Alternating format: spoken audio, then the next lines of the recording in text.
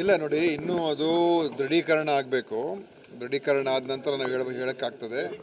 ಯಾಕೆಂದರೆ GBS ಕಾಯಿಲೆ ಅದು ಇದುವರೆಗೂ ನಮ್ಮಲ್ಲಿ ಪತ್ತೆ ಹಚ್ಚಿರುವಂಥದ್ದು ಅದು ನಾನ್ ಫಿಲ್ಮಿನೇಟಿಂಗ್ ಅಂತ ಹೇಳ್ತೀವಿ. ಅಂದರೆ ಅಷ್ಟು ಸೀರಿಯಸ್ ಇಲ್ಲದೆ ಇರುವಂಥ ಮತ್ತು ಸಹಜವಾಗಿ ಎಷ್ಟು ಕೇಸಸ್ಸು ಇಲ್ಲಿ ಪತ್ತೆ ಹಚ್ತಾ ಇದ್ದು ಕರ್ನಾಟಕದಲ್ಲಿ ಕಳೆದ ಈಗ ಒಂದು ವರ್ಷದ ಆ್ಯಾವ್ರೇಜ್ ತೊಗೊಂಡಾಗ ಅಷ್ಟೇ ಈಗಲೂ ಕೂಡ ಬರ್ತಾ ಇರುವಂಥದ್ದು.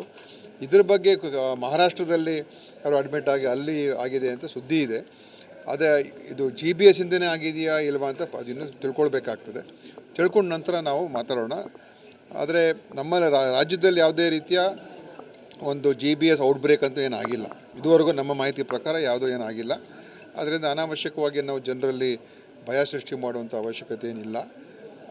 ನಾವು ನಮ್ಮ ಎಲ್ಲ ಇಲಾಖೆಯನ್ನು ಕೂಡ ಎಲ್ಲ ವಿಷಯಗಳು ಕೂಡ ನೋಡ್ತಾ ಇದ್ದೀವಿ.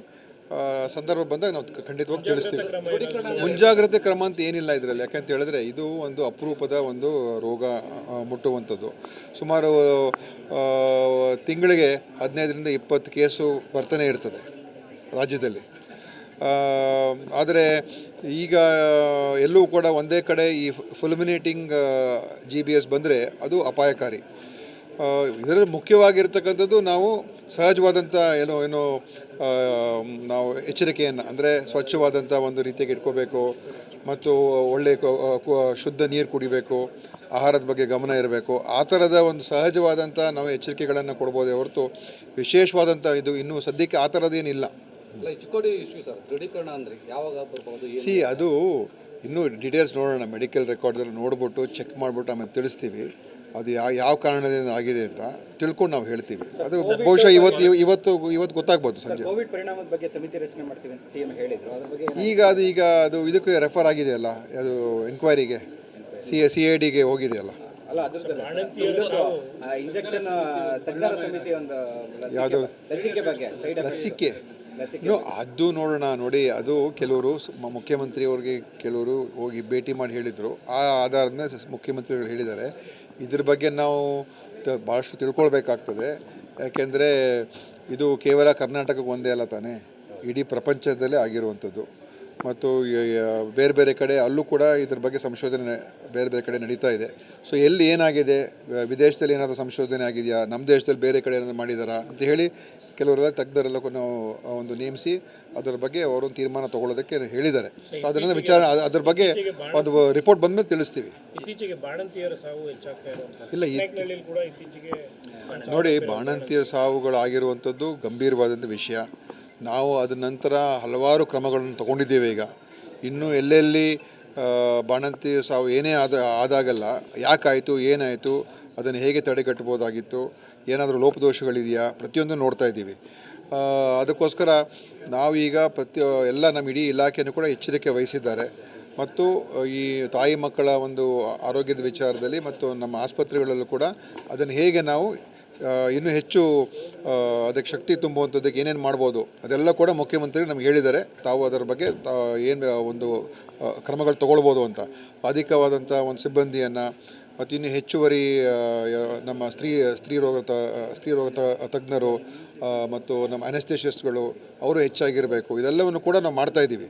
ಅದರಿಂದ ಈಗಾಗಲೇ ನಾವು ನೋಡ್ದಂಗೆ ಡಿಸೆಂಬರ್ ಆದ ನಂತರ ಜನವರಿ ಫೆಬ್ರವರಿಗೆ ಸಾವುಗಳು ಆಗ್ತಾ ಇರುವಂಥದ್ದು ಇಳಿಕೆ ಆಗ್ತಾಯಿದೆ. ಯಾಕಂದರೆ ನಾವು ಹೆಚ್ಚು ಗಮನ ಕೊಡ್ತಾ ಇದ್ದೀವಿ. ಅದರಿಂದ ನಮ್ಮ ವ್ಯವಸ್ಥೆಯನ್ನು ಇನ್ನೂ ಸದೃಢ ಮಾಡ್ತಕ್ಕಂಥ ಪ್ರಯತ್ನ ನಡೀತಾ ಉಂಟು. ತುಮಕೂರಿಗೆ ಬೊಮ್ಮಾಯಿ ಅವ್ರ ಕಾಲದಲ್ಲೇ ಮಂಜೂರಾಗಿದೆ. ಯಾವುದು ಜಯದೇವ ಹೃದ್ರೋಗ ಕೇಂದ್ರ ಉಪಕೇಂದ್ರ ಮಾಡಬೇಕು ಅಂತ ಇದುವರೆಗೂ ಇದಾಗಿಲ್ಲ.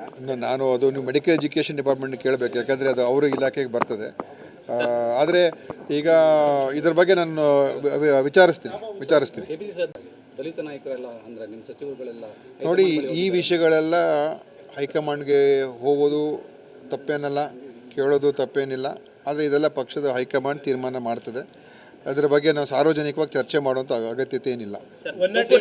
ತುಮಕೂರು ಜಿಲ್ಲಾಸ್ಪತ್ರೆಯಲ್ಲಿ ಅವ್ಯವಸ್ಥೆ ಆಗರವಾಗಿದೆ ಅಂತ ಪ್ರತಿನಿತ್ಯ ಏನು ಸುದ್ದಿ ಮಾಡ್ತಾನೆ ಇದ್ದೀವಿ. ಆದರೂ ಎಲ್ಲ ಒಂದು ಕಡೆ ಗಮನಕ್ಕೆ ಬಂದಿಲ್ವಾ? ಬಾಣಂತಿಯ ಸಾವು ಕೂಡ ಆಯಿತು. ಇಲ್ಲ, ಈಗಾಗಲೇ ಅದರ ಬಗ್ಗೆ ಹೇಳಿದ್ದೀನಿ, ಆಯಿತಾ. ಈಗ ಜಿಲ್ಲಾ ಆಸ್ಪತ್ರೆಗೆ ಈಗ ಅದಕ್ಕೆ ಹೊಸ ರೂಪ ಕೊಡಬೇಕು ಅಂತ ಹೇಳಿ ನಮ್ಮ ಜಿಲ್ಲಾ ಉಸ್ತುವಾರಿ ಸಚಿವರು, ಮಾಜಿ ಉಪಮುಖ್ಯಮಂತ್ರಿಗಳು ಪರಮೇಶ್ವರ್ ಸಾಹೇಬರು ಹೇಳಿದ್ದಾರೆ.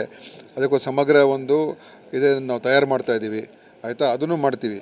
ಈಗಿರುವಂಥದ್ರಲ್ಲಿ ಯಾರ ಮೇಲೆ ಅಲ್ಲಿ ಜಿಲ್ಲಾಸ್ಪತ್ರೆ ಸಂಬಂಧಪಟ್ಟ ಇಲ್ಲ ಅಧಿಕಾರಿ ಏನಾದರೂ ನಿರ್ದಿಷ್ಟವಾದಂಥ ನಮಗೆ ಆರೋಪಗಳಿದ್ರೆ ಖಂಡಿತ ಅದ್ರ ಬಗ್ಗೆ ನಾವು ನೋಡ್ತೀವಿ. ಸಿಎಂ ಬದಲಾವಣೆ ಸರ್, ಸಿಎಂ ಬದಲಾವಣೆ ವಿಚಾರ ಸರ್.